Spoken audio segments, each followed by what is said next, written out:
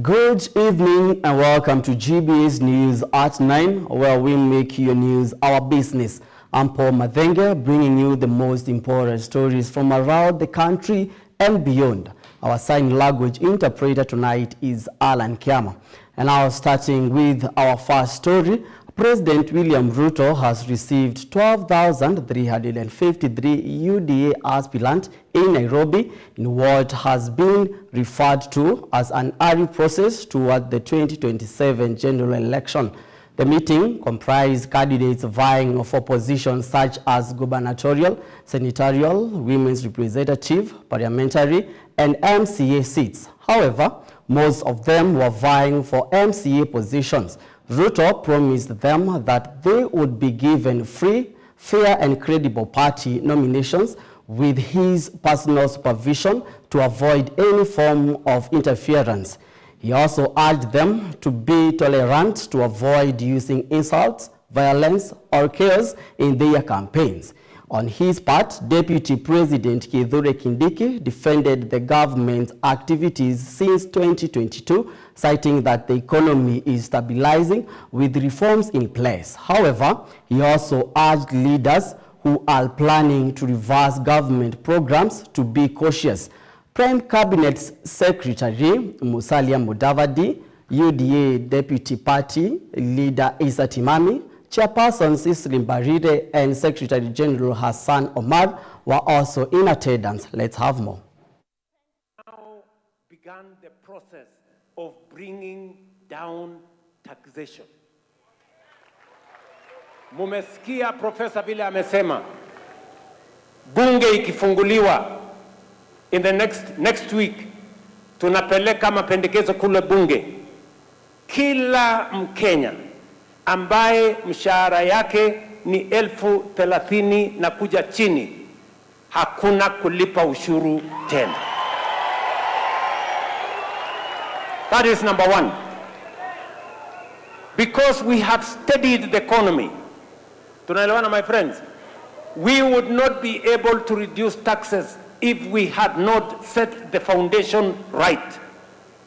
And that is why we are going to Parliament. We are now saying that any Kenyan who earns less than 30,000 shillings will not pay any taxes.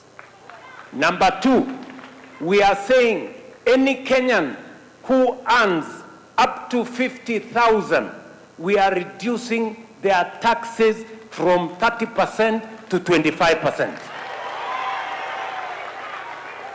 1.5 million working Kenyans will not pay any taxes. 500,000, another 500,000 working Kenyans will have their taxes reduced from 30% to 25%. Kulikuwa na matatizo kidogo pale kwa teknolojia ambayo tulitumia. Sasa tumerekebisha.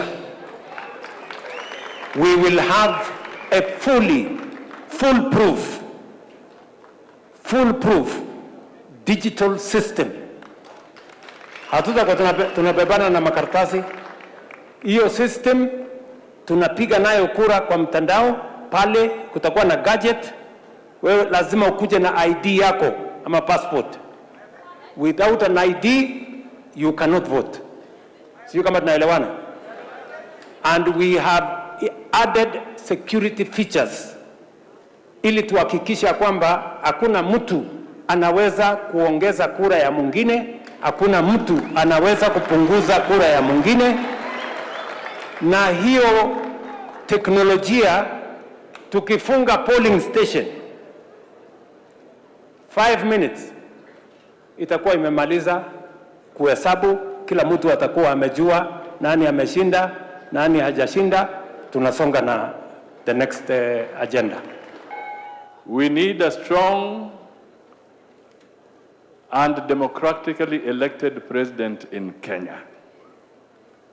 Strong, dynamic, democratically elected. Kwa sababu Kenya ni taifa ambalo ni anchor state ama taifa ambalo ni la nguvu zaidi katika bara la Afrika. Kwa hivyo ikiwa UDA itasimama imara na tufanye campaign ya kutosha mpaka kule mashinani, Kenya will have a strong, democratically elected president with a strong government. Please don't disturb us. We are trying to sort out the mess you created in the education sector. Tunataka tuwawekee kibao hapo, men at work. Don't disturb. Don't disturb. Wewe abana sumbua sisi. We are busy fixing the problems that you left in the education sector. And you know what surprises us? The people lecturing us about schools, about education, during their tenure, all these problems were manufactured when they were in office.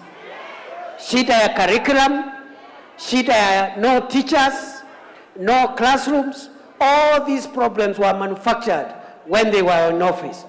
And the only track record we know of when they were in office in that sector of education is selling land for a school here in Nairobi called Ruaraka. Si kuna ardhi iliuzwa hapa ya Ruaraka ya shule? Si mnajua wale waliuza? Hao watu wawachane na sisi. Tutawaibisha. Tutawaibisha. Tutawaibisha. Wewe nani wewe? Wewe nani? Wewe. And now moving on, Kenya's government is on the spotlight due to its inability to curb wastage. Deputy President Professor Kithure Kindiki is planning to spend over 338 million shillings on air travel alone in the current financial year. This translates to nearly 1 million shillings every single day, spent purely on flying, excluding other current costs such as food, fuel, office furniture, and other operational expenses. Davis Karani brings us that special and detailed report on the Deputy President Office travel expenditure. Let's have a look. I, Kithure Kindiki. Ni fire si fire, ni noma si noma. I will always truly and diligently serve the people of Kenya. serve the people of Kenya. Rigathi Gachagua nitakuaibisha, wachana na mimi. Omba kura ya Karish, wewe wachana na mimi. Muthende ni fire si fire, muthende ni noma si noma.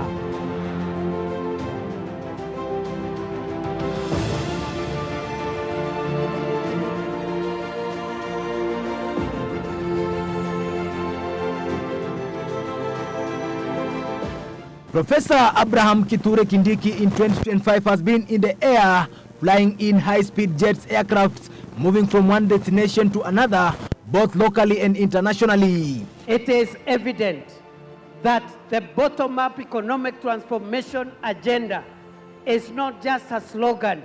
For immediate further austerity measures to reduce expenditure, starting with the office of the President, the entire presidency, and extending to the entire executive arm of government. Operational expenditure in the presidency be reduced to remove allocations for the confidential fort, reduce travel, hospitality, purchase of motor vehicles, renovations, and other expenditures. This will cover the entire presidency and also the executive arm of government. Between July last year and June this year, the Office of the Deputy President plans to spend 338 million shillings on air travels alone. The figure submitted by the Deputy President's Office to the government's electronic procurement system (GBS), which shows that out of the amount, 150.2 million shillings is allocated to the helicopter services, 144.05 million shillings to commercial flights, while 44.57 million shillings has been set aside to chartered aircrafts.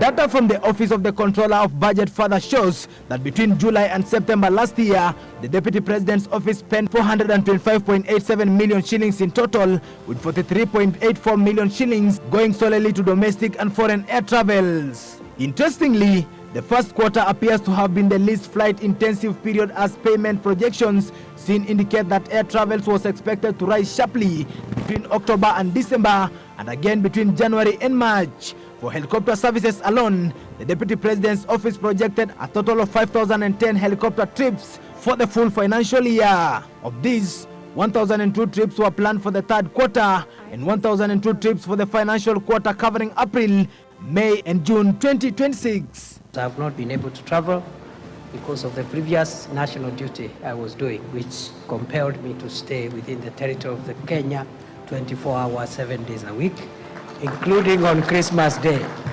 I'm the only person who for the last 2-3 years have not been able to even go on Christmas. And now, a well-detailed story there by our own reporter, Davis Karani. And now tomorrow we have the part 2 of that story coming on. Now let's move on. Now, Busia County Governor Paul Otuoma has come under scrutiny after appearing before the Ethnic and Anti-Corruption Commission over alleged tender fraud worth 1.4 billion shillings. The investigation stems from complaints by members of the public and the Senate, citing claims of entrenched corruption, revenue diversion, and irregular procurement within the county government. Let's have more. A 7-hour grilling of the Busia governor at the EACC Western Region offices in Bungoma followed numerous public complaints over suspected fraud in the awarding of tenders worth 1.4 billion Kenyan shillings. Few issues they wanted us to clarify, and they wanted us to clarify in terms of some issues that had arisen in Busia on issues of, trailer parks, on issues to do with procurements. I wish to confirm that he was summoned to our office today at the Bungoma office, where he is appearing to record a statement. He's not been arrested, but he's being interrogated. He's being writing a statement, and we are also investigating him among other 8 officials of the county government of Busia for an alleged irregularities in procurement or various projects within the county of Busia. The governor, alongside 8 senior county officials, are under investigation over alleged irregular tender awards and payments close to 26 proxy companies said to be operated by family members and close associates. So that as an investigative body, they'll be able to look into it and be conclusive. Some matters are not new. They are already in public domain. Some are already in the Senate through the Auditor General's reports. Some, we have been taken to court. Some are litigations in court. So these are already matters before the public. Investigators said the money in question includes 90 million shillings allegedly paid to 4 private firms, which include Biofarm Care Limited, Leokeys Investment Limited, and Multidose Agro Supplies Limited, allegedly linked to the governor and his family. I think that is being very unfair to them, because as I told you, there are hundreds and hundreds of files here, going all the way back to 2013. And I'm sure they will be in a better position to give you those answers. As part of the probe, the commission last year conducted such operations, targeting several county executive committee members, including Finance CEC Topista Wanyama, Land CEC Peter Odema, and Youth and Sports CEC Polo Lunga. Searches are also carried out at the residence of Finance Chief Officer Gibson Ojiambo Wafula, as well as 2 directors, who include Evans Wandera and Supply Chain Management Director. Now from Busia County to Machakos County, the Machakos County Youth Empowerment Program has reached another key milestone, with the second cohort of trainees ready to transition to vocational training centers across the county. The program has expanded this year, with the number of beneficiaries increased from 1,000 to 1,500, while the number of training institutions has increased from 5 to 8. The youth are currently undergoing a 3-week formation stage at the Machakos Youth Training Center before beginning a 3-month intensive vocational training that will culminate in NATA examinations in April. County officials say the initiative is already recording positive results in discipline, behavior change, and readiness for technical skills training. Here are the details. We are so grateful. At least from that time, from date 9 up to now, I can see a big change from these people. Hao watoto wamechange. Hao watoto unapata mtu unamwambia kitu unaona anakusikiza. Hapo mwanzo mtu alikuwa hata hakujui ni nani, alikuwa hata hataki kusikia jina yako. Mwingine ukimwambia toka hapa henda pale, unapata kuna challenge. But now at least they are okay. Mimi kama Lena nilipotoka nyumbani sikuwa hivi nilivyo. Hata singesimama mbele ya watu, lakini kwa sasa hivi nilikuja, niko na hiyo courage, niko na confidence ya kusimama mbele ya watu, naongea bila hata kusita. Nasema kweli nimesoma mambo mengi na nimekuwa na mambo mengi ambayo sikuwa nayo hata nikija hapa. Tunashukuru sana gavana wetu. Gavana wetu, we are so grateful. Nimekuwa hapa kwa training MOS for the last 3 weeks. Imekuwa poa. Tumefunzwa mambo na discipline iko juu. Tumekuwa na classes. Tumekuwa tukifunzwa vitu kama first aid, disaster management, accounts. Life ya watu wenye wako hapa ni tofauti sana na watu wako nje. Huku at least unapata ile akili ya kufanya vitu. Ukiwa nje unajua unafanya vitu zingine zenye ujui. Youth are in drugs. Youth wameingia kwa drugs sana. Ukiingia hapa before utoke hapa una focus. Vitu kama hizo utumii tena juu at least umeenda ile endurance yenye unaweza kaa bila kutumia hizo vitu huku. We are well prepared to receive those students. Our workshops are well equipped and our teachers are well trained, and they are ready to receive those students and train them for the next 3 months as they wait for their April exams. And that is NATA examinations. And they'll be sitting for those examinations in the schools where they're attending their lessons. And we are hoping that they will be well prepared by April to sit for the exams and of course pass those exams. Now, that story takes us to a break. Keep your feedback streaming into our social media platform at GBS TV Africa. The SMS line is 21144. We will be right back. Stay tuned.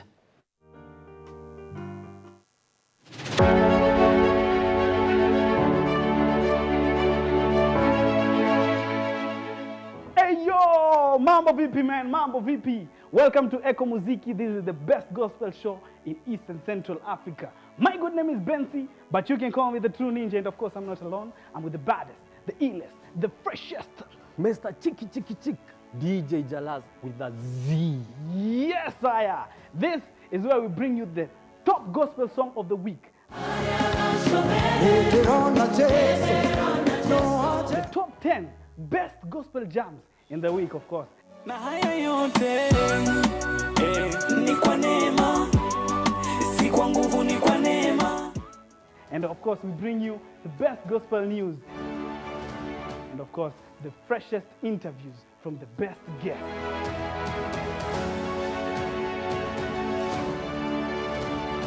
Catch us live each and every Saturday starting from 10 a.m. to 1 p.m. So make sure you tell your friend, to tell our friend, to tell his friend that this is the best show.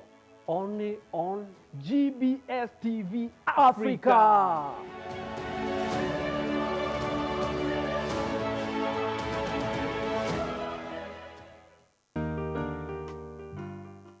Today we're going to make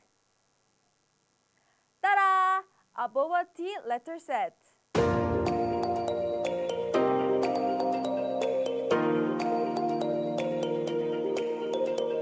We're going to make the letter set.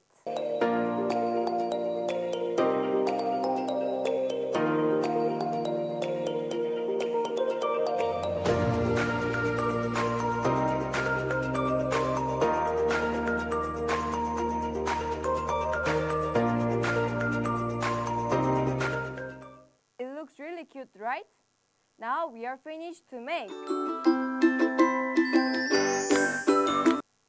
For today's topic, we are going to be talking about tranquility in diversity, celebrating Africa through youth expressions. We have to understand that our parents are from a different generation from ours. For sure. And so there are things that they might not understand. So what the girl should do, just like Amelie amesema, just make sure mi usema kichwa ngumu polite. I don't know if there is a word. Kichwa ngumu polite. When I started modeling, my mom was against it. Kabisa, like she never wanted to hear anything about modeling. She used to tell me, you're supposed to concentrate in school. So every time I used to go for a modeling event, my mom would call me and quarrel me. So most of the times I used to hide. I used to go to events secretly. So when Miss Tranquility happened, they posted the event. It was online. And she saw, I think she saw on television, Amelis Nyongesa crowned Miss Tranquility. That is my daughter. That is my daughter. Yeah. So my mom called me and told me, why didn't you tell me you're going for the event? I told her, how could I even open up and tell you I'm going for the event, because she was so against it. Africans, we are great. We do a lot of things, but we are not credited. As a model, like you can't crown a beauty queen without brains. Like they say, beauty with brains. As a model, you shouldn't be losing your heritage just because of what you watch on YouTube or what you see on TikTok or on Instagram. Keep once a model, okay, mi usema once an artist, hii kitu ita sound fiti na Kiswahili. Manze once a msanii, always a msanii. I think there's a lot we don't know out here about this industry, but that's why we're here anyway. Yeah.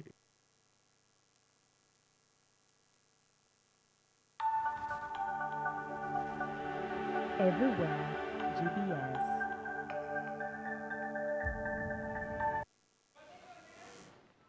Welcome back to the bulletin. Here are GBS News at 9, where we make your news our business. And now it's time for your most favorite segment of the bulletin, the sports news. Let's get sporty.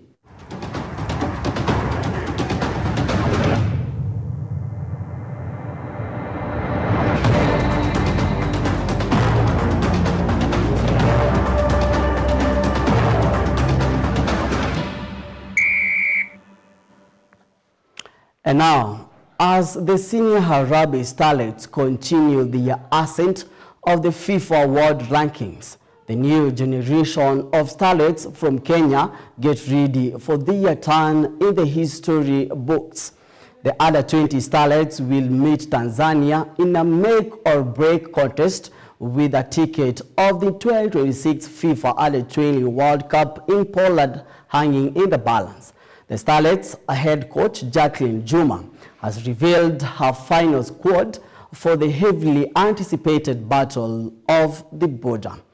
The Rising Starlets go into the match against Tanzania with a heart full of confidence after routing Ethiopia, with Coach Juma emphasis on mental strength and strategic discipline as the Starlets aim to build a strong home advantage. The match will kick off at 3 p.m. this Saturday.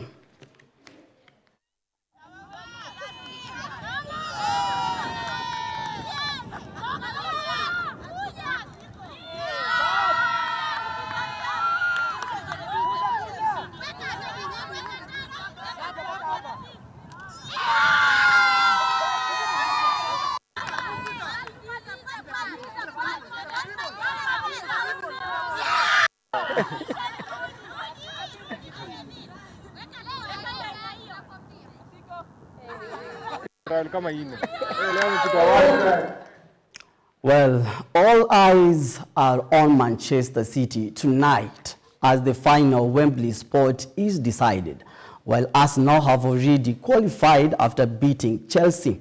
Tonight, it is Manchester City versus defending champions Newcastle United at the Etihad Stadium, while the City has the upper hand. As we have seen in the Carabao Cup, anything is possible before the final whistle is blown.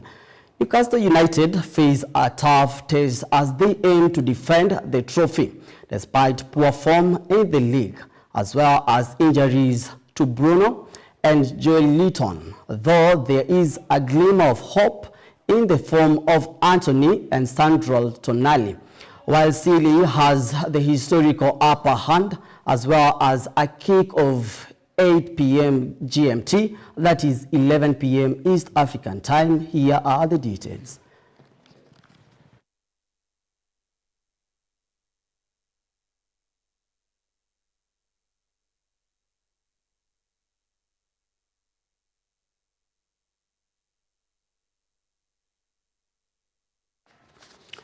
Now moving on, while North London was focused on the League Cup, the magic of the Copa del Rey was alive well in La Mancha last night. Second division Albacete already shocked the world when they knocked out Real Madrid in the previous round.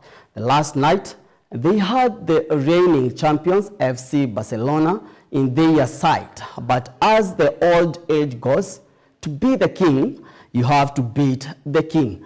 And Hansi Flick's men just didn't want to let go of their title just yet.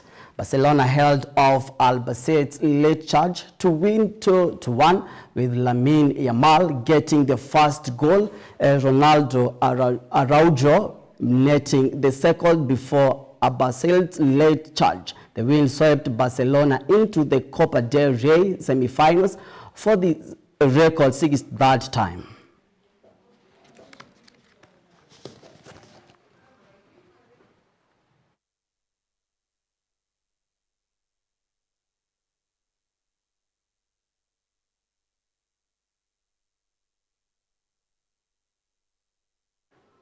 And now, the road to Wembley has been paved in red and white last night. Arsenal and Chelsea faced off in the decisive second leg of the Carabao Cup semi-final after a 5-goal thriller at Stamford Bridge last month. Fans were expecting fireworks. Instead, they got a tactile chess match that came down to a very last move. Arsenal edged Chelsea 1-0 on the night of Seal, a 4-2 aggregate win, with Gabriel starring at the back before a late counter. Kai Havertz finished Declan Rice's pass in the 97th minute.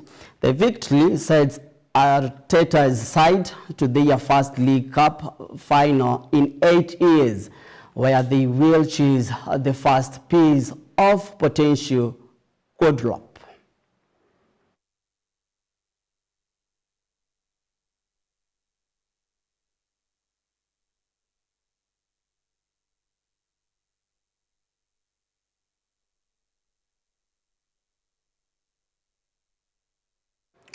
That was the win to Arsenal in Carabao semi-final. As they move to the final match, we appreciate all Arsenal fans. And now we have come to the end of today's bulletin. My name is Paul Mathenge, and our sign language interpreter tonight has been Alan Kiama. It's a good night from me.